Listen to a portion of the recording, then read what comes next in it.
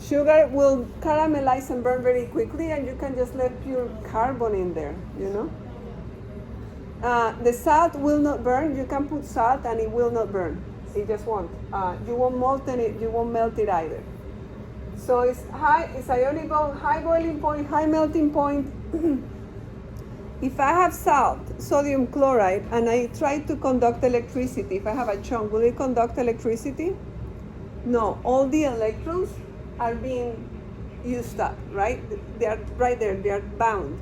If I melt it, if I'm able to have molten salt, then all of a sudden the ions can travel and they will conduct electricity. And we have an experiment in the back that I'll try to do another day. I need some broken light bulbs that somebody threw away, unfortunately.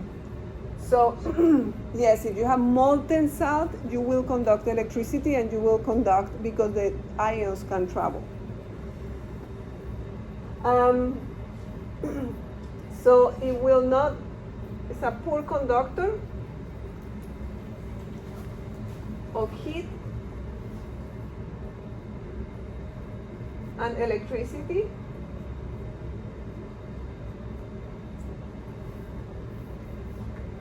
Except when molten. If it's molten, it will conduct electricity.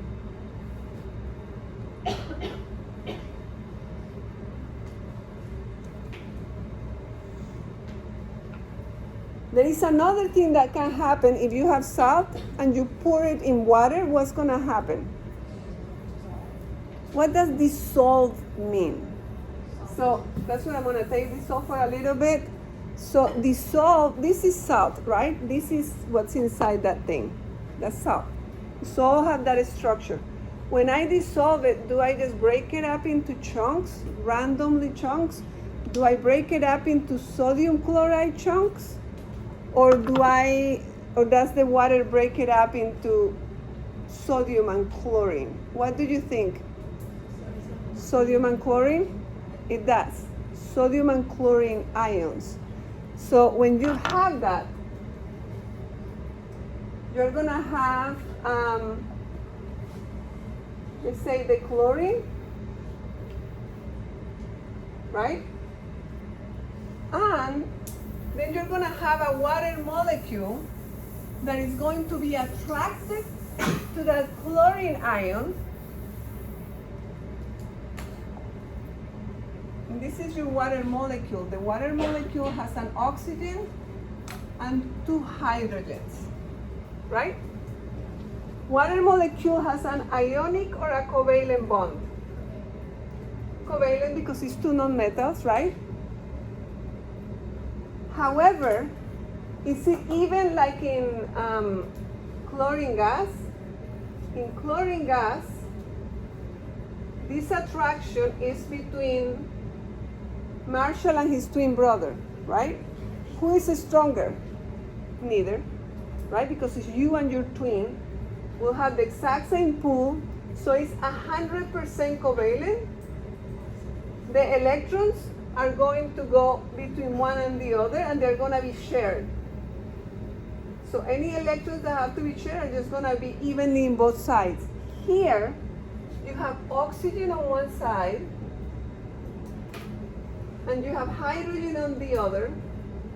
Which one do you think is more electronegative? Which one is going to pull the electrons closer? Which one is closer to fluorine? That's the one that the oxygen, right? Because it's got 7, it just wants, well, it has 6, it wants 2 more. So in this case, it's not an even pull. There's like a tug of war, but in this tug of war, most of the time, the electrons are around the oxygen, from time to time around the hydrogen, because hydrogen wants to be happy with 2, but oxygen is going to keep them most of the time. If it keeps them most of the time, that means that this molecule is not evenly shared. It's going to have a side that is slightly more negative, that's a delta, lowercase delta with a negative, and a side that is slightly more positive, lowercase delta with a positive. That tells me That water is something that we call what? It has two poles. Therefore, is what? Polar. It's a polar molecule because it has two poles, not north and south, but positive and negative. And they're not 100% positive and negative, like when you have sodium chloride. This is not called two poles, but you have the sodium and the chlorine. One is positive and one is negative, and they are attracted by that positive and negative. It's not that. This is a sharing. It's covalent. But it is called polar covalent. And most people don't call it polar covalent. Most people just call it polar because it has two poles. Right?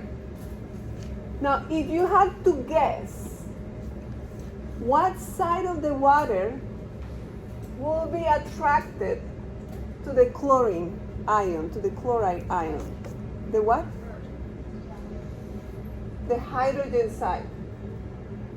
And you have to draw 3 or 4 water molecules. You could draw more if you want, but never less. Don't draw 2. A lot of you will want to draw 2 or 1. That's not going to cover what I want to cover. I'm going to try to say that water literally bubbles up. It makes a whole shell around the chlorine. It literally is all over. Little tiny molecules, little tiny waters are all over the water, and they make something that you're gonna know from now until the day you die, because we're gonna use it in every single test. This is called a hydrated shell. And you need to know how to draw hydrated shells. You need to draw the right orientation for the water. You need to know that you have to break apart anything ionic into the cation and the anion. You don't leave them together. When they are in water, it's what we call aqueous. If you were ever to see sodium chloride and it says aqueous, it means that you do not have a salt. You do not have a salt. This aqueous means that it all dissolved. The waters started pulling. The negative sides pull this one, the positive sides pull this one. The attraction to the water to these ions is so huge that it breaks the water apart and it dissolves it even if you don't mix it. Little by little, the water is going to be dissolving the salt by itself. If you mix it, you make it happen faster. So what does it mean if there's an aqueous? The aqueous means that you have it in water, that the sodium chloride is in water, and therefore, in this case, it will be dissociated or ionized. It will turn into ions. Now, can you draw the hydrated shell for the sodium?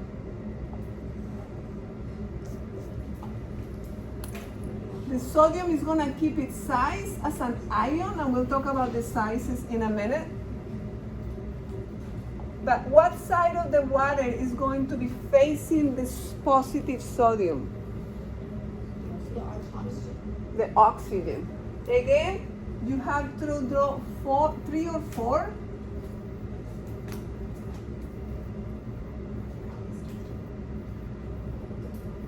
And you make the other hydrated shell. And that's what you have in a glass of water with salt, salty water. You do not have sodium chlorides, you have sodiums and chloride ions in hydrated shells. These are also called electrolytes. Quite important for your body. They're called electrolytes. Those are ions in solutions, and like I said before, they are able to transfer charges, right? They're able to transfer charges. So this sodium and this chlorine are going to, if you put electricity, they'll transfer electricity, which is what they do in your body. In your body, they help the muscles move, and if you lack electrolytes, you have cramps and you have other things because you need your electrolytes. Now, the reason I was asking Zach is that some people, I don't know if you've read about this, But some people use Gatorade and Pedialyte and all these things as if they were water, and they just drink them like a drink, right? You can die from that because you could put too many. Have you heard about it? I have, so I try to, yeah. So because you put too many electrolytes in your body, you create an imbalance, and it's bad. So you really should drink water because water also has a few electrolytes in it unless they distill it, right? So water has a few. When water rains, it grabs some of the calcium and other ions from the rocks as it falls, and the water normally has some electrolytes in it, which are good for you. Unless you are like him and you work out really hard for hours outside and you get extremely hot, he's putting out too many electrolytes. When I run for a long time, when I do exercise like really excessive, you will see in me chunks of salt. My brother is darker than me, and you can definitely see it even more. Literally, you see salt deposits right here. With me, you do too. And I mean, you can grab it, and it's literally sodium chloride white, and it looks like that. I don't know if it's ever happened to you. I sweat like crazy. People that sweat like crazy can have that, and you literally see the sodium chloride. If you get rid of so much, you need something to replenish it, right? So at that point, you need electrolytes. Do not drink Gatorade just because it tastes good. Drink Kool-Aid if you want something or something else, But don't drink Gatorade for that reason. Don't drink Pedialyte unless you actually need it, right? Don't just start drinking one after the other because you like the flavor. Forget that. The flavor of Gatorade can be found without having to put these things in it. So those electrolytes are important for you, and these are the hydrated shells. These will conduct electricity. So when ionic compounds conducts electricity, Is it just the electrolytes are the ones who are doing it. They're the ones that are conducting the electricity in the water. So do you think that water is a good conductor of electricity? Pure water is not. Really, really poor. You could put electricity, you wouldn't feel a thing. The problem is that the water that you have from your faucet is not pure water. It's water that has rain and has some of these electrolytes. So that conducts electricity. But if you go to the store and buy distilled water and put it in the bathtub and try to conduct electricity, it won't do a thing, right? Salt in the ocean, forget it, you're done. You're toast. Because salt is all those electrolytes in the ocean water. It's pretty much like taking it through a metal. It just goes, right? So the electrolytes allow the electricity to be transferred very easily. are the electrolytes just anything dissolved in water? Ions in solution. Not anything, because we're gonna talk now, and that will take me, well, let's talk a little bit about these bonds before I get out of it. We talked about the fact that this bond is a polar covalent bond, right? What do you think is the name of the bond? And polar covalent bonds are within, it's what makes water, right? So you have ionic, covalent, or metallic making things. I'm gonna mention this one that will not be in your quizzes or tests yet, but it's hard not to mention it because we're here. That's in between two different things, in between two different species. That's not within, that's not making water. That's not making sodium chloride, that's between two different things. It's an intermolecular, or in this case, an interbond. The interbond is called an ion dipole. Why? Because water has two poles, so they call it an ion dipole, and it's a really strong bond. It's the strongest of the intermolecular bonds, or the interbonds. It's not intermolecular because that's not a molecule. Is it 2 words? Ion dipole, see, yeah, 2 words. Ion dipole, because it's an ion and a dipole, right? So it's the bond between an ion and a dipole.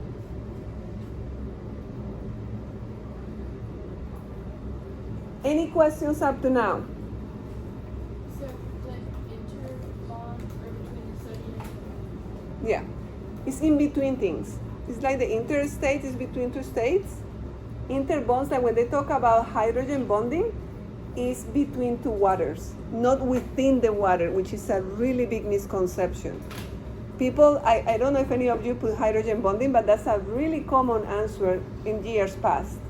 Anytime that people saw hydrogen, they call it hydrogen bonding. But hydrogen bonding is in between things, not within. Water is not made with hydrogen bonding. It's a polar covalent bond, right?